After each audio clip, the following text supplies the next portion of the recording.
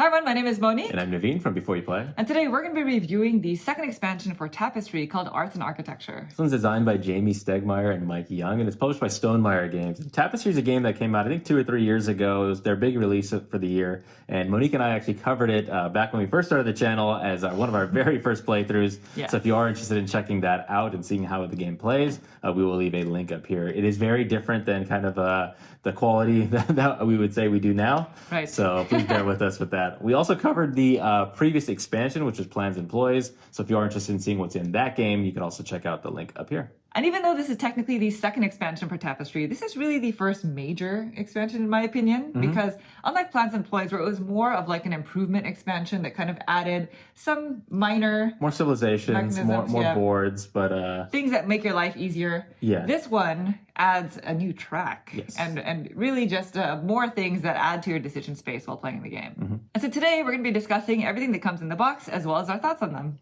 But before we begin, if you do like these kind of videos and you want to see more like this in the future, please consider subscribing. And with that, let's get started. And so before we talk about the major components in the expansion, we do want to mention that this does come with some minor rules adjustments, just like the last one did. And so this is going to be rules that you can implement even if you just have the base game. And so it's going to be stuff like you can no longer activate the same benefit spot on an advancement track more than once per turn. And so if you find a way somehow to be able to activate the same benefit that you just got, that is no longer legal. Yeah, the next rule adjustment that they've made is once you've taken your final income, you are completely out of the game, meaning you cannot react to somebody, you cannot play a card or anything, so you are done. Yes. And that is, like we said, that's something that you can implement right away, whether you have the expansions or not. Yes, and so I imagine these are just things to help more balance the game, right? Because this game is historically tough to balance. Yes, it is. The rulebook also details additional civilization mat adjustments, and these are going to be even further adjustments from the ones that you've seen in Plans and Ploys. Right. Now, you do not need either of these expansions in order to know what the adjustments are. We're going to leave a link to the Stonemaier Games website in the description below, and so that link will have a link to their Dropbox that includes all of the most updated rule sets for all of the civilization mats to date. Yeah, if you've never checked it out, they keep it pretty up to date, and it tells you exactly the month and the year. So as of right now, filming this video, there is a November 2021 update. And now that we have those out of the way, the new expansion comes with new civilization mats. There are 5 new mats, and we were able to play with a few of them. We didn't test them all. And again, just like in Plans and Ploys, these are just new ways to spice up your game.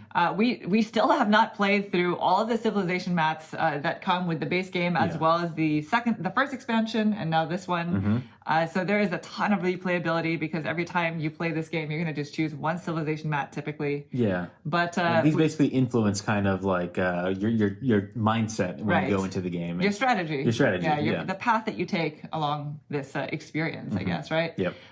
For our plays of this expansion, the one that stood out to us the most was the one that you played with, right? Yeah, so I played as one that's called Relentless. This is one of the new 5. And essentially what you're trying to do is every single time you take an action, whether it's a going up a track action or taking an income action, if you can put out a building out onto your city map, you are going to be able to put a cube marker onto your player mat. As you progress and do this turn after turn in sequence, you're going to be able to reap these certain rewards at the one time where you're not able to do it. So essentially, you're trying to do it at least a minimum of 5 times in a row, so you can score points as well as get rewards based off of it. So basically, as soon as you have a turn where you are unable to place an income building, you're required to remove all the cubes off your mat, and you gain rewards depending on how many cubes were on your mat. Exactly, yeah. And so you want to kind of time those times where you know you're not going to take a building. You want that to be maybe your 6th action because you've maxed out all 5 cubes onto that player board and got the sweetest deal for what you did. And so I really, really enjoyed that one because it was very methodical what you had to do, knowing exactly when you want to take your incomes, and also going up certain tracks where you know you're going to put out buildings so that you can keep reaping those rewards down the road. Right, that was a cool one. It has like an image of a sprinter because that's essentially what you're doing. Yeah, you're just going for it. You're trying to go as far as you can by reaping those income buildings. Build, yeah. In addition to these new civilizations, we have new capital city mats, and there are 6 new ones.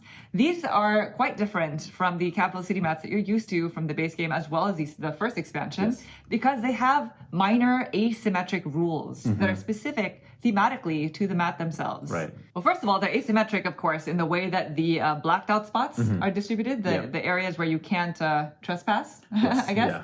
But they're also thematically asymmetric. And so I played with one called Cloud City. That one was neat because of the way that the different districts were formed and spaced out. But also, at the beginning of each income phase, you're allowed to move up to 2 income buildings from incomplete districts into a different district or a different spot. And so that just helped me complete rows and columns when I really, really needed to. And it's fairly thematic because like clouds, like so they're kind of just slowly drifting and moving. So that's why you're kind of moving these buildings around. Right. For me, I had the archipelago, which is basically, it's just a big map of water and there's different islands. And so if you're familiar with these city maps, normally they were kind of like that Sudoku, I can never say that word, Sudoku puzzle where it's like the 3x3 grid. Well, for me, I didn't have any grids. It was just these little islands that were kind of separated by these like impassable water sections.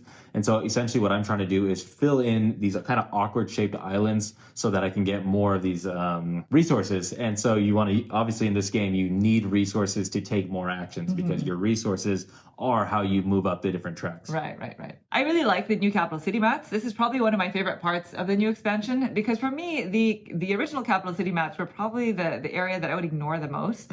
You know, they are useful because you complete the rows and columns, they score you points, and you complete districts for more resources. But this was just added an extra layer of interesting decision making. I guess. Yeah, that was asymmetric from everybody else. So I thought they're really neat. Yeah, they're pretty cool. I really enjoyed the island one, especially with my Relentless. So that combination of Relentless with Archipelago, it's like I'm constantly wanting to put buildings out. And I'm thinking like, oh, is it more important for me to get the row and column so I can score points during income? Or could I really just like finish out an island as fast as possible, getting my Relentless going, and then getting resources back so I can take more actions before it comes time to take income. So I think those are really, really cool. And this new expansion also comes with 5 new landmark cards. And so landmark cards were a component that was introduced in the previous expansion, Plans and Ploys. And that was a part of the previous expansion that I really liked because it helped kind of give more of a benefit to whoever was going last in turn order to start the game. Yeah, because whoever going last gets to pick their first choice of all the different landmarks out there. So landmark tiles or these cards, they basically allow you or give you kind of another direction as to how you want to play. And it kind of gives you a quick short-term goal so you can get some buildings out onto your capital city map. Yeah, it kind of gets you off the starting block. And it basically gives you an objective. Once you meet the objective, it gives you your own unique landmark that you now place in your capital city map. So takes up more space for you. Yeah, so I'm a big fan of those. And now you don't even need Plans and Ploys to employ them. And so those are a majority of the minor components that come with the new expansion. But the major addition is going to be the introduction of a new 5th track called the Arts track. And so this new track is kind of like a jack of all trades of sorts. And the reason why I say that is because the cost of resources that you have to pay are going to be essentially wild. You know, usually a track has a specific resource that you have to pay that corresponds to that specific track, right? But this one gives you a little bit more flexibility in choosing which resources to spend. In addition, the bonuses when you go to put out a building allows you to choose which income building to put out. Yeah, that's really nice because sometimes if you know you want to put out a building but you don't want to go up a different track, you're kind of stuck and you're like, I guess I have to go up the science track because I really want to get this building out. But with this arts one, you can now choose which building you want to put out. So it kind of just, you can tailor your income board just a little bit more. And along with this new advancement track, it actually introduces 2 other new components known as the masterpiece cards as well as inspiration tiles.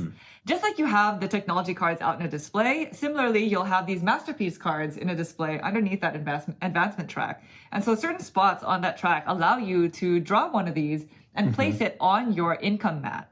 And so the way that these work is there is no limit to the number of them that you can have, and they stack on your income mat where the fire symbol is. Yeah, the make fire, the first one on the left. And so at the start of each of your income phases, you basically get to reap the rewards of all of your masterpiece cards. Yes. Which, if you can imagine, can be quite rewarding. It's pretty lucrative, yeah, because you can stack up pretty much as many as you can amass, and they're all pretty good. They all help you quite a bit. And of course, this new expansion comes with new Tapestry cards as well as technology cards, and so a lot of those cards will reflect the new expansion content. And so some Tapestry cards will help you go up the arts track or otherwise just affect the arts track as well as these masterpiece cards and help you gain more of them. And inspiration tiles are a set of 4 unique tiles that are going to be given to each player at the start of the game.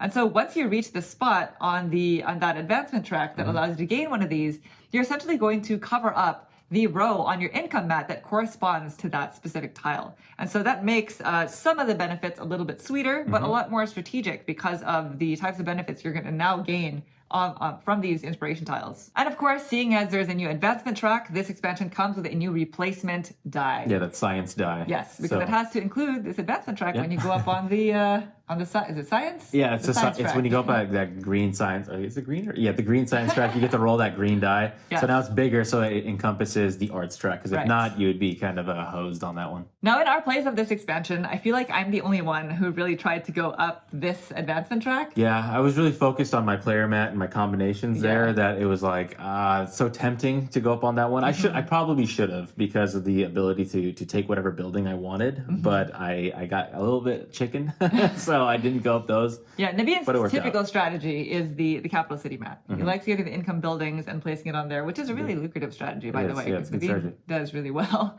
But I wanted to go up that advancement track to see what I could do with it. And it's pretty cool. I actually really enjoyed it. I like the addition of the new masterpiece cards.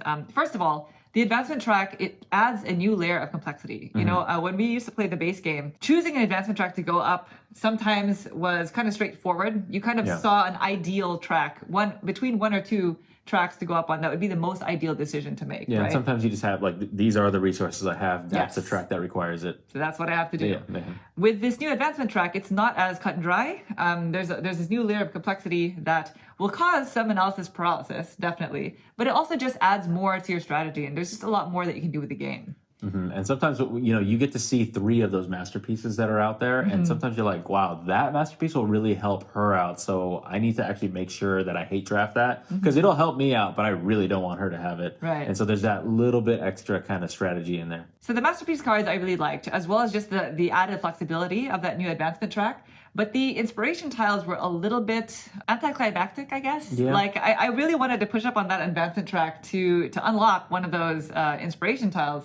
But then when I actually did, I realized that none of them were actually fitting my strategy. Yeah, And then I just covered up a row, and I didn't really reap much benefit from it. Yeah, I didn't even get to one of those because it was quite a bit involved just to get to them. And it's kind of further up on that. It's kind of further up, yeah. So, and it would have been nice because I had a bunch of buildings cleared off. So that means when that inspiration tile came down, it would have been wide open, But I don't know. There was, for some reason, when I looked down at it, it just didn't scream out to me like this is something you need to go gun for. I think if you strategize properly from the get-go and kind of think like, okay, I'm going to try to get an inspiration tile and make sure that you strategize according to what the benefits are on that tile, then it can be lucrative enough, or it can really play into your strategy. But I just did not, and it fell flat.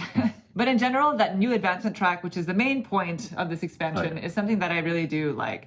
It definitely opens up the decision space for the game. It turns it into kind of like a bigger game, right? A little bit more, just more decision points, basically. Right. So, and that's always good in a game like this. And we briefly mentioned the addition of new technology cards as well as Tapestry cards. And of course, they're just a lot of the same. You mix them in with the rest of the Tapestry deck, and it's just a lot more stuff that you can do during income phase. It does make the game more swingy, just like the typical nature of Tapestry. You wouldn't expect any less. But there's a lot more to explore and to discover about the game. I will say, though, that with the technology cards, they do have new ones that instead of upgrading in a typical manner, in order to upgrade the card and reap that benefits, you have to place a landmark building on the technology card itself. Yes. Which means you're not placing the landmark building on your capital city mat or anywhere else, depending on your civilization. Yeah, so that's a decision point that you have to make. It's like, okay, well, these landmark tiles, I just raced up this track to get it. Do I really want to use it for my capital city, which will help me out either getting resources or finishing off those hard to reach rows and columns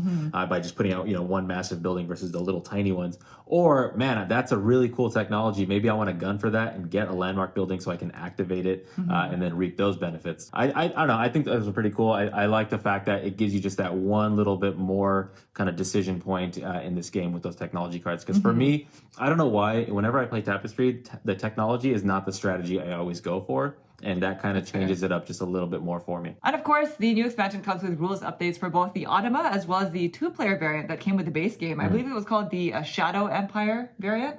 And so for this expansion, it's now called the Shadow Empire Twins variant.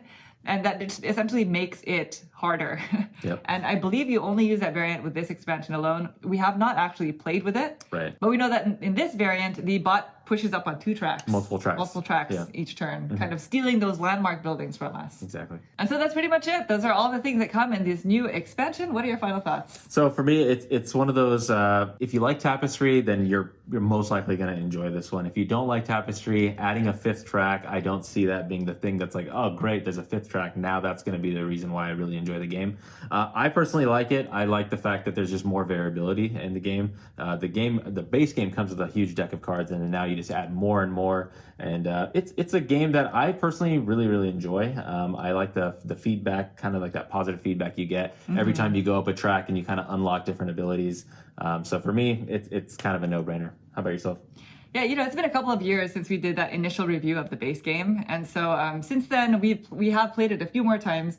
And we kind of have a running joke that it's fun, but not fair. Because the game is so swingy. And just that luck of the draw of the Tapestry cards and the things that you can do with them when making your combos are kind of wild. But if you enjoy that base game, this is really a no-brainer. I really think that this expansion adds quite a bit more to the experience of the gameplay. It does open up, like I've been saying this entire video, it opens up the decision space quite a bit more. And so if you don't want that added complexity, then maybe not. Sure. But for us, immediately when we played with it, we thought, oh, this is a great expansion. Yeah. They did a really good thing with this one. And it also comes with those new buildings, the new landmark buildings. And those are really nice. Arguably the nicest part about this game in general. They're the least functional, but the most beautiful. Whoever designs those buildings. I will say, table space wise, with this 5th track out, it's going to take up a little bit more space. So if you play at higher player counts, especially if you play at 5, you're going to need to figure out exactly how you're going to get it so that everybody can kind of seat well around your table. That's just something to keep in mind. So anyway, that is everything that comes in the new Tapestry expansion, Arts and Architecture. If you do have any questions about anything you saw here or something that wasn't clear, please feel free to leave those in the comments below, and we'll try to get back to you as soon as possible. Also, if you'd like to see these kind of videos in the future, please consider subscribing. Thank you. Thanks. Bye.